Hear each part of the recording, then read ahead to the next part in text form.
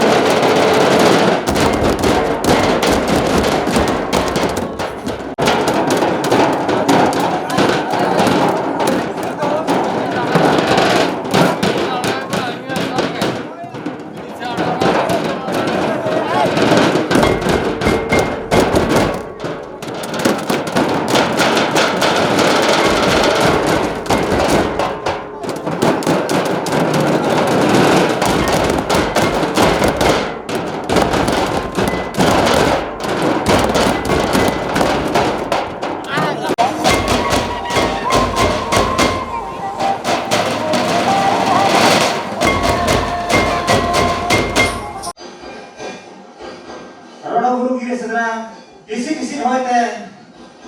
दिसों को जुता लाना लेकर जलो कना किसी होते सानाम दिसों होड़ो नो रस्ते को सेटे रखना रोडो बाबा थूमते जो तो हमको जला रखना अड़ी नबाई के आसना पता तड़ी रे गिरे तो गट हुआ मानम शुक्रवार गिरे हुई खान दोसर शुक्रवार तो रोडो यात्रा हुआ रोडो बाबा उमुलते जो तो हम को उमुल का लेका के आले ले बुझाइया ओना तो अड़ी नपाय कथा कना नो तो नितुआ कथा तो बांग कना अगी हपराम को कथा कना तेहेन आवा सुमुत तो बांग कना दिसो होड़ा कना रस के रोमते तोला कर लेका दिसम सेने जतो के बोंगा बुड़ी को रस्के रमत को हेज सेटेरो कना नोआ बोंगा बुरु टंडी ते उनको लगी ते अब अदीम को हो उनका के जापा का वो जवाया कना वो नोआ बोंगा बुरुआ लासाने सगुन दिन ते सुकुल बाद दिन दो रोडोबा मेनते बोन बोंगाएगा ओनाते अब अलिमी मेलेया ओनाते नोंकना के हिडिनो कान ताहेन बोंगा बुरु दो मेनखान ओका लेका तिचों जतो अदीम को के बोन जुमेदन इदी कातेन के नोआ को बोन मेन क्या गुरु बोंगा कना मेनते बोंगा बुरु मेनते ओन पतियो बोन दो क्या ओनाते अदो नितो हो गेसाय हजार हर जावरा कतेन नोडे रू रमोजिया बोन मेनखान रोडोबाला ओना आखारे जतो के जावरा कतेन अड़ी चेहरा जतो के लुहु कते जतो के बोन एनेज सेरेनिया तेहेन अलिनी मेना इंग्रेज जुगरे नोंकान के ताहे कना इंग्रेज दो नोमा इदी कतेन के आबो इंग्रेज दो आबो सला लड़हा लेना ताहेन जे आपया गुरु बोंगा दो बनुआ मेनतेले मेनले ताहेन ओना दो अलिन सरी मोने अलिन दो होले ताहेन जे नो इंग्रेज को दो मेना को आपी अदीम को चेक बोंगा गुरु मेना गुरु बोंगा मेनखान गुरु बोंगा उनजो आबोरे अदीम चेक को मेन क्या बांगे आलिया गुरु बोंगा मेना नो तो पे बोंगा जो आले क्या मेनते उनजो इंग्रेज को मेन क्या जुदी आपे गुरु पे बोंगाया एनखान आपे दो जतो तोल कतेन जिहल खनारे दोहो का पे मेनते को मेनला आधान अब ओना इदी कतेन अलिनी उइहर क्या जीवांगा उनजो इंग्रेज सादोम ताहे कनाय कंद्रू हराम मेनखान दीदी दो गुरु बोंगाय ताहेन उनी कंद्रू हराम उनजो कंद्रू हराम को मेताय कना आम जुदी गुरु बोंगाया मेनखान आम जो जेल खनारेम ताहेना और जेल खनारेम गुजुआ मेनते को मेता देथान उनजो कंद्रू हराम चेरे मेन के जुदी इन खड़या कना इनी दीदी कना सतो बोंगा तक मेनाय खान मेनखान इन जहारे लोटाइन गिडिया ओंडे रोडो बाबा आजा बोहरे उतर इना घोड़दा ओडोबा ओना मेता था उनजो इंग्रेज मेन क्या मासे तबे लोटा आम चापात में चापात कतेन आम ओकारे ओडोबा आर ओने ता बोंगाय नेलिया जे लेकान बोंगाम सेबाय कना उनजो मेन चलन था आदो उन खोन के अदीम लेती को मेन क्या इंग्रेज सादोम आम अगुई में बोंगाम नेले खान खड़या आले दीदी कुई बोंगाम नेले खान उनजो मेन क्या उनजो खोन तयम जहां लेका बोंगा गुरु ओडे लोटाय दरम क्या जहां लेका ओडोकेना ओनका के तयम इंग्रेज मनावेना जेबागा ओ तहेन खोन दो आपे सगुन सुकुल बार दिन दो बोंगाया पे सगुन सुकुल बार दिन दो गिया पे गटा दोसा सुकुल बार दो पे सेंद्राया मेनते उन खोन के राय एम के मेनते ओना तो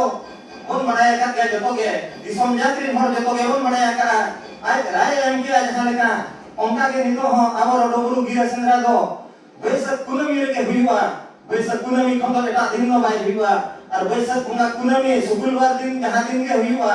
कुनमी दो मानम तायम हुईवा किंतु शुक्रवार दिन के आबो दो रोड हराम दो बोन उमिया और उन्हें लोके तो बोन दुला और इन्हें लोके बोन आंगोना किसी होते दिसों को धूल की जेलो कान तहेन उन जो अदीम जति चेक को मेन क्या अब दिसों मा नुना न्यूट की जेलो कना चे लगी न्यूट जेलो कना ओना दो उन जो को मेन क्या बांगे युदत तो बाय जेलोआ मार्शल जेलोआ मेन खान अब मना होता बांग इदी कतन के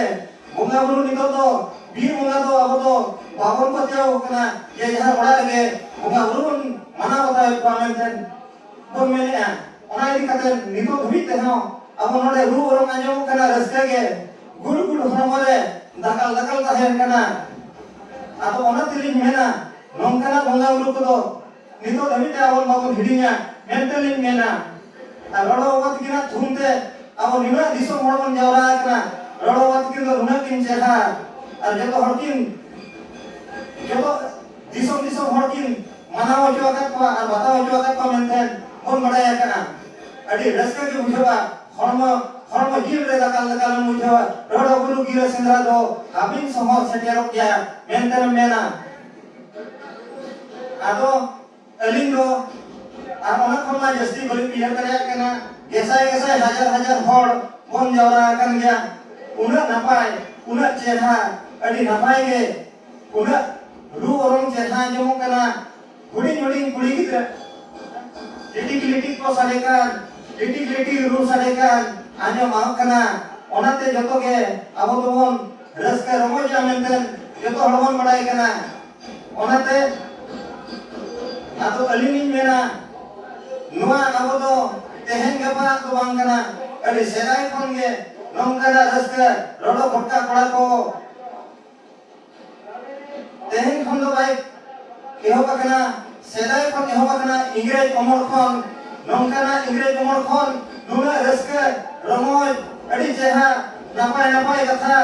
अड़ी जेहा के नंगा गे अब तो जो तो अदिन को नुना नापाय बन ताहन कना मेंटली मिलया और अलिना मेन